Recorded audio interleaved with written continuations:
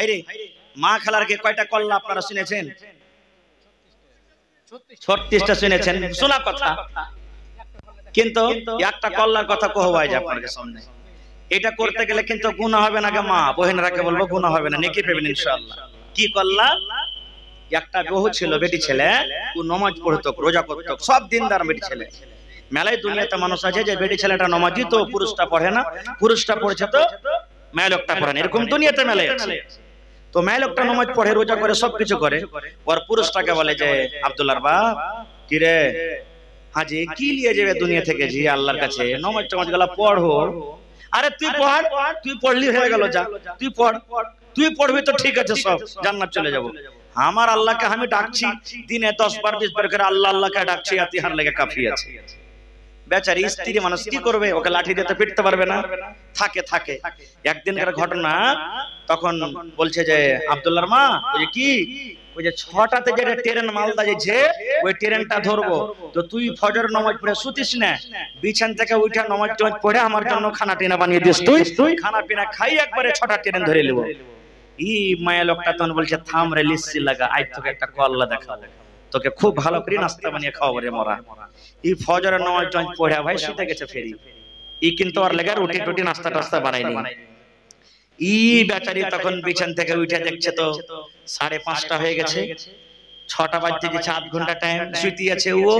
ওকে উঠেছে, রে উঠ রে, এ উঠ, তোকে যে বলেছি যে তুই নাস্তা পানি বানাবি, 6টা ট্রেন ধরতে হবে, আর তুই এখন থেকে শুতে আছিস। তখন মাই লোকটা কি কইছে জানেন? স্বামী গো ও আমার আদরের স্বামী, একবার লম্বা টান ভাই দিয়েছে কি রাত করে। আর একবার তখন বলছে স্বামী স্বামী বলতে হবে না, ট্রেন ছুটবে, উঠ তাড়াতাড়ি করে। ফের বলছে ওটাই কথা, স্বামী গো ও আমার আদরের স্বামী। 2-4 বার যখন লম্বা বয়ান ধরে ধরে দিল ঘেবড়ে গেছে, হবে ভালোই তো সুতলো এসারের পর কি হয়ে গেল এর, ওর মন কিন্তু ঘেবড়ে গেছে। ওর চাচা ছিল একটা করবে, বলছে না চাচাকে ডেকে আসি, কোন জিন ভূতে ধরলো না কি কি হয়েছে না হয়েছে, চাচাকে ধরে আসি। এবার হাঁটতে হাঁটতে চাচাকে যা, চাচা হে তোর বহু দেখতো কি গেগলা বয়ান করছে, স্বামী গো কি এগুলা বয়ান করছে, জীবন করেনি, চল দেখতো। বলছে কি হয়েছে রে? বলছে ওকে বলেছে যে 6টা ট্রেন ধরবো, তুই নাস্তা পানি করিস, যখন যখন উঠাচ্ছি তো বয়ান ধরে ধরে খালি স্বামী গো বলছে, চত দেখি। এবার হাঁটতে হাঁটতে এসে তখন বলছেন এই চাচা এসে উঠ এখন তাড়াতাড়ি করে উঠ। আবার ওইটা কথা, স্বামী গো ও আমার আদরের স্বামী। ওর চাচা কইছে যে ভাতিজের এই ভূত আমি ধরতে পারবো না। হ্যাঁ, এরকম ভূত কোনোদিন আমি জীবনে দেখিনি, এরকম ভূত বাজারে হারও দেখাবে না, তুই অন্য করবে দেখিলি। যখন বাড়ি থেকে 1.5 মাস যখন গেছে, তখন পট করে বহুটা উঠে বসে গেছে, বলছে চাচা গো আমাকে চিনে ধরেনি গো চাচা, আমাকে কোনো ভূতে ধরেনি। বলছে চাচা গো আমি একটা ভালো মানুষ, আপনার ভালো বউ, আমার ভিতরে কোনো জিন ভূত আসেনি। এবার চাচা বলছে মা রে তুমি এরকম বয়ান ধরে ধরে কেনে কাইল্লা রে মা? বলছে চাচা গো আমি নামাজ পড়ি যতদূর আল্লাহ আমাকে তৌফিক দেয়, আপনার ভাতিজাকে যখন নামাজের কথা বলি তখন বলে আরে তুই নামাজ পড়, আমি আল্লাহকে বারবার করে ডাকি, দিনে 10 বার 20 বার করে ডাকি, আমার আল্লাহ আমার পরে রাজি আছে, খুশি আছে, এই জন্য আমার নামাজ পড়ার দরকার নাই। বলছে চাচা গো যদি বিনা নামাজে শুধু আল্লাহকে আল্লাহ আল্লাহ বলে ডাকে, যদি আল্লাহ রাজি হয়ে যায়, তাহলে আমার স্বামীকে যে এত মিষ্টি করে স্বামী গো বলে আমি ডাক দিলাম, তাহলে বিনা খানাতে তার কেন পেট ভরবে না? চাচা গো যদি বিনা খানাতে তার পেট না ভরি, তাহলে বিনা ইবাদতে আল্লাহ কিন্তু রাজি হবে না। নারে তাকবীর। এরকম যদি মা খালারা কল্লা করতে পারে, কোনো গুনাহ হবে না গো।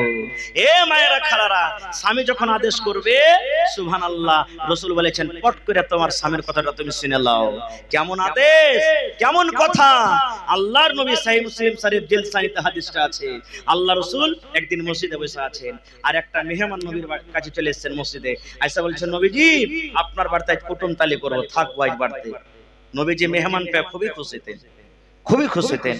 এবার নবীজি একজন সাহাবীকে বলছেন, হাগো আমার বাড়িতে মেহমান এসেছে, তো দেখো তো বাড়িতে কিছু খাইতে আছে কিনা, কারণ প্রত্যেক স্ত্রীর বাড়ি আলাদা আলাদা। এ ভাই, একটা মুসলমান কয়টা বিয়ে করতে পারবে? জোরে বলেন। 4টা স্ত্রী বিয়ে করতে পারবে। হ্যাঁ, একসাথে 4টা ছুতে পারবে, বিয়ে 10টা করতে পারো গা। হ্যাঁ, মরলে ছাড়লে মানে একসাথে। হ্যাঁ, মা খালারা কইবে বুদ্ধি তো দিয়া গেল ভালোই, হ্যাঁ কত যে গাইল দিবে ওরা তো আল্লাহ জানছে। গাইল দিয়ান কেমন, এটা হাদিসের কোরআনের কথা কইছে আপনাদের সামনে। একটা বেটি ছেলে ছিল, তো বলছে যে আমি শ্বশুরের খেদমত করব না। বেটি ছেলেটা বলছে শ্বশুরের খেদমত করব না। তখন পুরুষটা চলে গেছে মোড়লের কাছে। মোড়ল পড়ালেখা মানুষ, হোশিয়ার মানুষ, তো বলছে যে আমার স্ত্রী আমার বাপের খেদমত করতে চায় না, তোমার স্ত্রীকে ডেকে নিয়ে এসো। চলে গেছে, কইছে যে আরে বাবা তোমার শ্বশুরের এখানে খেদমত করতে চাও না? তো কইছে যে আচ্ছা মাওলানা বা ইমাম সাহেব তুমি কহ তো, আমি হইনো শ্বশুরের বহু, তো শ্বশুরের কি খেদমত করা আমার পরে ফরজ আছে? কইছে না ফরজ নেই। কইছে যদি না করি তো গুনাহ হবে? কইছে না গুনাহ হবে না। তো তাহলে যে, তো বলছে যে তোমার গুনাহ হবে না, কিন্তু তোমার স্বামীকে তো খেদমত করতে হবে। তোমার স্বামী যদি খেদমত না করে তোমার গুনাহ হবে। বড় হইলো মা বাপ, কইছে যে তো আমার স্বামী খেদমত করবে। তখন বলছে তুমি খেদমত করবে? কইছে ইমাম সাহেব যদি আমার স্ত্রীকে যদি আমি খেদমত করতে করাই তাহলে চলবে না? কইছে চলবে। কইছে না আমি করব না। তখন ইমাম সাহেব, ওই লোকটা তখন বলছে ইমাম সাহেব আর কোনো রাস্তা নাই? কইছে আছে একটা রাস্তা। বলছে কি রাস্তা? কইছে তুমি আরেকটা বিয়ে করলাও, আরেকটা তুমি বিয়ে করো, এটা হলো রাস্তা, যে ওই তুমি বিয়ে করবে তোমার একটা স্ত্রী খেদমত করবে। তখন ওই মহিলাটা বলছেন ইমাম সাহেব আমি যথেষ্ট আছি, ওকে বিয়ে করতে হবে না, আমি শ্বশুর শাশুড়ির খেদমত করতে পারবো। তো ভাই রে, দুনিয়াতে সব কিছু ঝাল সইতে পারবে মহিলা, কিন্তু সতীনের ঝাল পারবে? পারবে না। কোরআন মাজিদ একটা সূরা আছে, সূরা তাহরিম, মাওলানারা জানেন সূরাটা কেন নাজিল হয়েছে জানেন? আল্লাহর নবীর কয়েকটা স্ত্রী ছিলেন, আলাদা আলাদা বাড়ি। এটা হাফসার বাড়ি, এটা জাইনাবের বাড়ি, এটা আয়েশার বাড়ি, এটা অমুকের বাড়ি, সব বাড়ি আলাদা আলাদা। নবীজি আসরের নামাজ পড়ার পর প্রত্যেক বিবিদের বাড়ি খবর নিতে যেতেন, কার বাড়িতে খবর আছে, কে কেমন আছে না আছে। তো বাড়িতে যায় জাইনাব রাদিয়াল্লাহু তাআলা আনহা, আল্লাহর নবীর একটা স্ত্রী, ওর বাড়িতে একটু লেট বেশি হইতো, দেরি বেশি হইতো। তখন অন্য অন্য বিবিরা কইছে হ্যাঁ বুঝি ওর বাড়িতে লেট করছে, থাম। নবী ওর বাড়িতে লেট করছে, এবার বাড়ি যাওয়ার ছোটাবো। তখন মা আয়েশা রাদিয়াল্লাহু তাআলা আনহা খুবই তেজ মানুষ, ও তখন আরেকটা নবীর স্ত্রী সাফিয়া রাদিয়াল্লাহু তাআলা আনহাকে পার্টি করে বলছেন, শুন আমার কাছে নবী যতক্ষণ টাইম দিচ্ছে ওর থেকে বেশি ওর বাড়িতে দিচ্ছে না। তো নবীজি কি কারণে টাইমটা দিচ্ছে? ওর বাড়িতে যাওয়া ছোটাবো, দেখেন সতীনের ঝাল কেমন। বলছে যে কি করতে হবে? তো মা আয়েশা বলছেন যে তোর কাছে আগে যাইবে তাও আর আমার কাছে আসুক তাও, যেমনি আসবে লাখকে খড়ো করে বলবে আল্লাহ কে রাসূল আপকি মুঝসে মাগাফির কি বুয়াতি। মাগাফির একটা হলো ফল, ধরেন যে মানে দুর্গন্ধ করত ফলটা, যেরকম মহাকাল বা তারি দারুন মহকন, হ্যাঁ এই ধরনের একটা সেন্ট আসতো, আর আল্লাহ রাসূল এগুলা সেন্ট খারাপ মনে করতেন। তো যেমনই কথাটা বলবে আল্লাহ রাসূল তোমার বাড়ি আর যাবে না। বলে ঠিক আছে। আল্লাহ রাসূল জাইনাবের বাড়ি থেকে এসে মা আয়েশার পাঞ্জরে যেমনই এসেছেন, আগে থেকে কথাবার্তা বলাই ছিল, মুখ ঘুরিয়ে কইছে হুজুর আলফার মুস্তে কেমন কোন সেন্ট একটা আসছে। আল্লাহ রাসূল বলেছেন হাজি সেন্ট কেমন আসবে? আমি তো মধু খেয়ে নিয়ে এখানে বাড়ি থেকে। মধু বলতে ভাই ওই বল্লার মধু, এই পকেটের মধু বের মনে করলিয়েন না। হ্যাঁ বলছে মধু খেয়ে আসছি।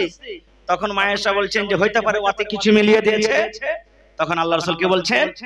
আল্লাহর কসম করে বলি বিবি রে, আজ থেকে মধুকে আমি হারাম করে দিলাম, মধু আর খাবো না, মধু আর খাবো না, মধুকে আমি হারাম করে দিলাম, হারাম করে দিলাম, আমি হারাম করে দিলাম, মধু আর খাবো না। আল্লাহ যে জিনিসটা হালাল করেছে মানুষের ক্ষমতা হারাম করতে পারবে? নবীর ক্ষমতা হারাম করতে পারবে? সাধারণ মানুষ দূরের কথা। যেমনই নবী হারাম করে দেওয়া সুবহানাল্লাহ।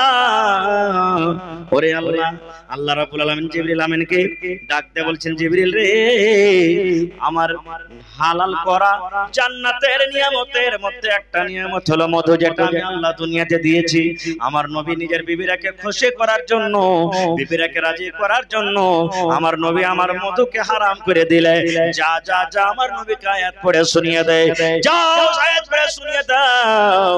আল্লাহ ডাকতে বলছে নবী গো, তুমি তোমার বিবিরাকে খুশি করার জন্য আমার হালাল করা মধুকে তুমি হারাম করনে ওয়ালা কে হইলে? কথা আরো মেলা আছে, যাবো না। বলার উদ্দেশ্য হলো সত্যিনের ঝাল খুব খারাপ নাকি। আল্লাহ রাসূল বলেছেন যার দুটা স্ত্রী আছে আলাদা আলাদা ঘর দিও। এটা একটা বিবির ঘর, এটা একটা একই ঘরে একই বিছানায় দিয়ে থাকিও না।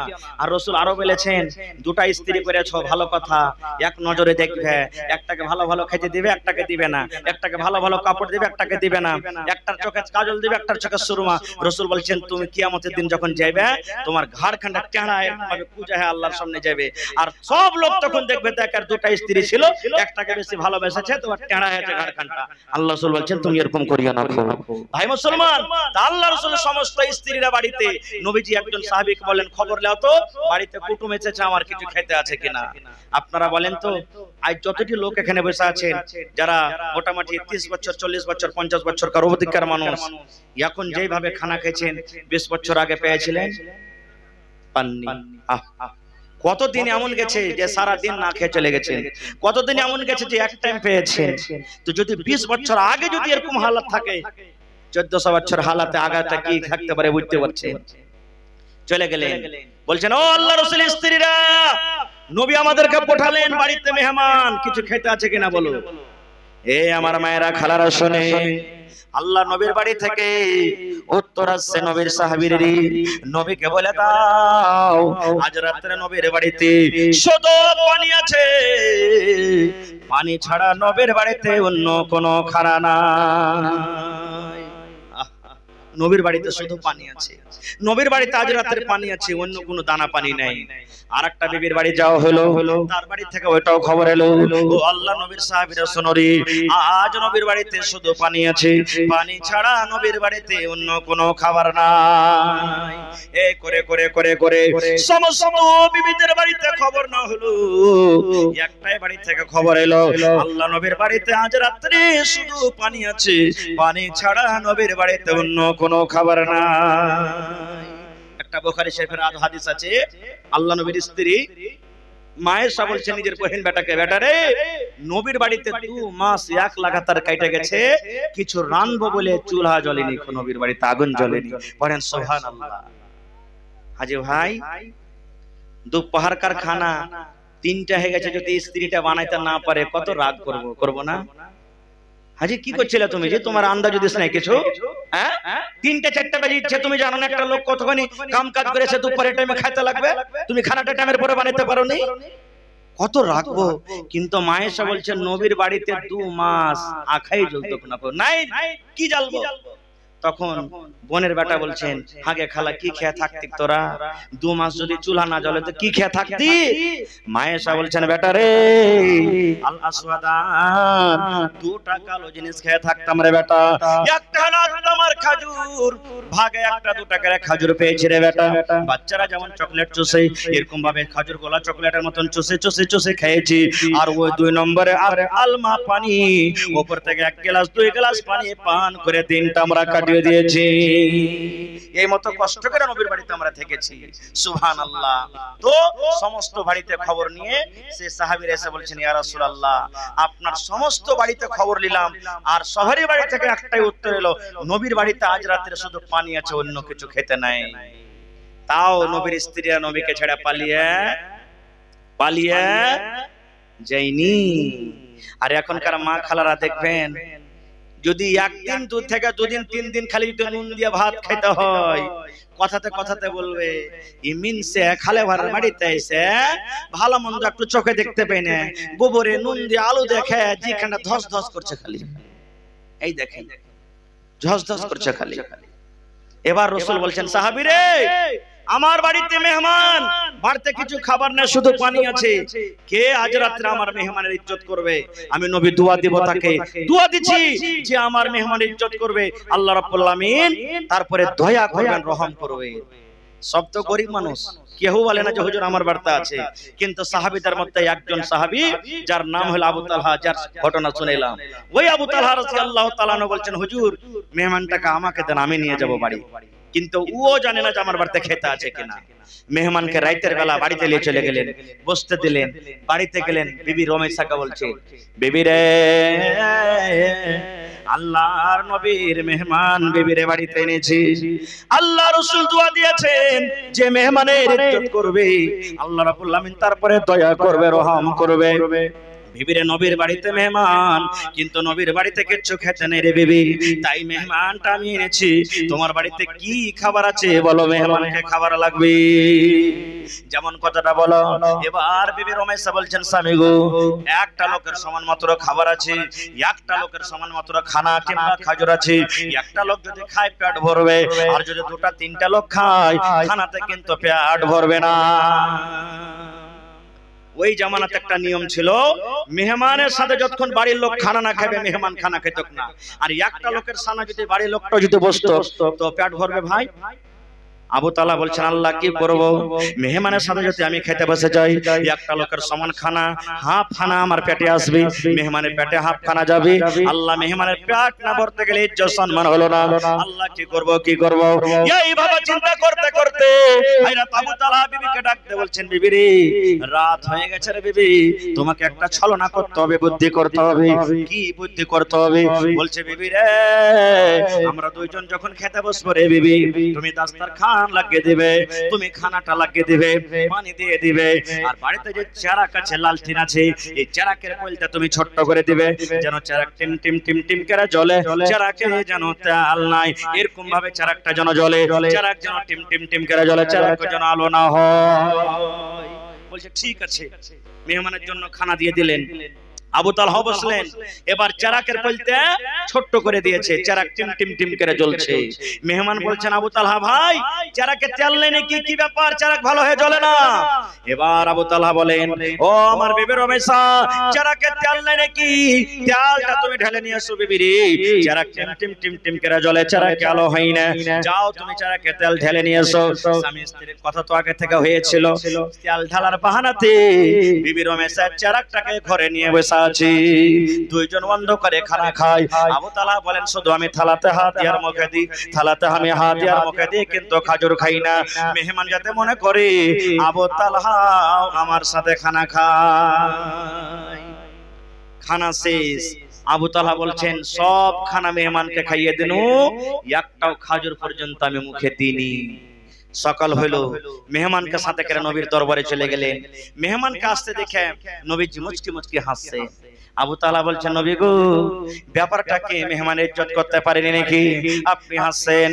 আল্লাহ রাসূল বলেন আবু তালহা রে, আজ রাতে মেহমানের সাথে তুমি এমন কাজ করেছো আবু তালহা, আল্লাহ রাব্বুল আলামিন জিবরিল মারিফাত আমাকে জানিয়ে দিয়েছেন, আল্লাহ তোমার আমলটাতে, তোমার বিবির আমলটাতে আল্লাহ খুশি হয়ে তোমার ব্যাপারে কোরআনের একটা নাজিল করে দিয়েছেন আয়াত, ওয়া ইউসিরুনা আলা আনফুসিহিম ওয়ালাউ কানা বিহিম খাসাসা। কোরআনের একটা আয়াত তোমাদের ব্যাপারে নাজিল করে দিয়েছেন। এ আমার ভাইয়েরা মায়েরা খালারা, হাদিসটা বলার উদ্দেশ্য হলো এই কেমন মহিলা ছিলেন।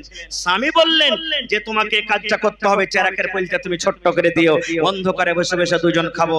এই জামানার যদি মা খালা হয়তো কি বলতো জানেন, আমার কোন ভাই জুমার নামাজ পড়তে এসেছে, আর জুমার নামাজ পড়ার পর যদি একটা কুটুম বাড়িতে চলে যায়, কত যে রাখবে, ইহদ মা মিনসে খালে ভরা লিপাটি লাগা, বোতনার হুঁশ বুদ্ধি নাই।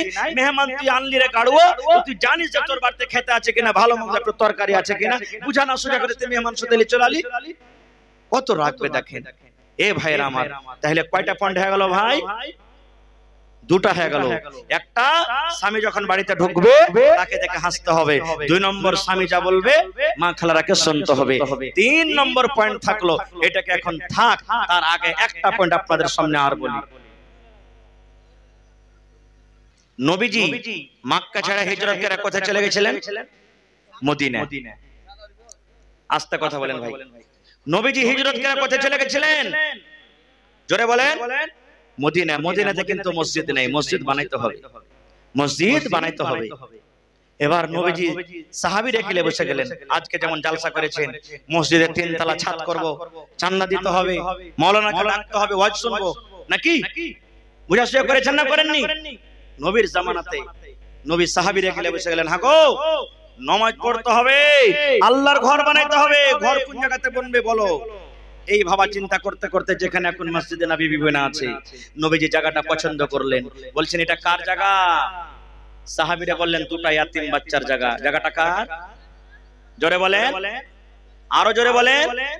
ইয়াতিম বাচ্চা, একটার নাম সাহাল, একটার নাম সোহেল, বাপ নাই। নবীজি বললেন ছেলে দুটাকে ডাকো। ডাকা হলো, ছেলে দুটা চলে এলেন সামনে। আল্লাহ রাসূল বললেন তোমার নাম সাহাল সোহেল? জি আমার নাম সাহাল সোহেল। নবীজি বললেন তোমাদের বাপ নাই না, তো না মারা গেছি?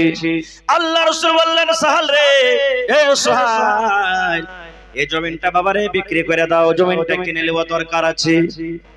বাচ্চা দুটা বলছেন ইয়া রাসূলুল্লাহ কেন জমিন বিক্রি করব? নবীজি বললেন বাবারে এই জায়গাতে আল্লাহর ঘর বনবে, মসজিদ বনবে, এই জন্য তোমরা জমিনটাকে বিক্রি করে দাও। এখানে আল্লাহর ঘর বনবে, এই জন্য তোমরা জমিনটাকে বিক্রি করো।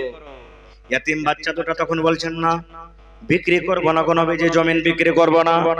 যখন আল্লাহর ঘর বানাবেন, এই জায়গাতে আল্লাহর ঘর বনবে, মসজিদ বনবে, আমরা দুটা ইয়াতিম ভাই আল্লাহর ঘরের জন্য এই জমিনটাকে দান করে দিলাম, দান করে দিলাম। নবী গো আপনি মসজিদ বানান, আমরা জমিন বিক্রি করবো না। খো আল্লাহ রাসূল বলছেন না তোমাদের দান লওয়া হবে না, দান লওয়া হবে না, তোমরা জমিনটাকে বিক্রি করে দাও। ইয়াতিম বাচ্চা দুটা কাঁদছেন আর বলছেন ইয়া রাসূলুল্লাহ আমাদের বাপ নাই, আমরা ইয়াতিম মানুষ, গরিব মানুষ, বাপ দুনিয়া থেকে চলে গেছেন বলে দান নেবেন না। আমাদের বাপ নাই বলে আপনি দানটাকে হাকারত করছেন, এই জন্য আপনি আমাদের দানটাকে নেবেন না। আল্লাহ রাসূল বললেন সাহাল সোহেল রে এই মতো কোনো কথা নাই রে বাবা যে তোমাদের দানটাকে বলে আমি হাকারত করব, তোমাদের বাপ নাই বলে দান নিব না, এই জন্য আমি দান চাই না রে বাবা।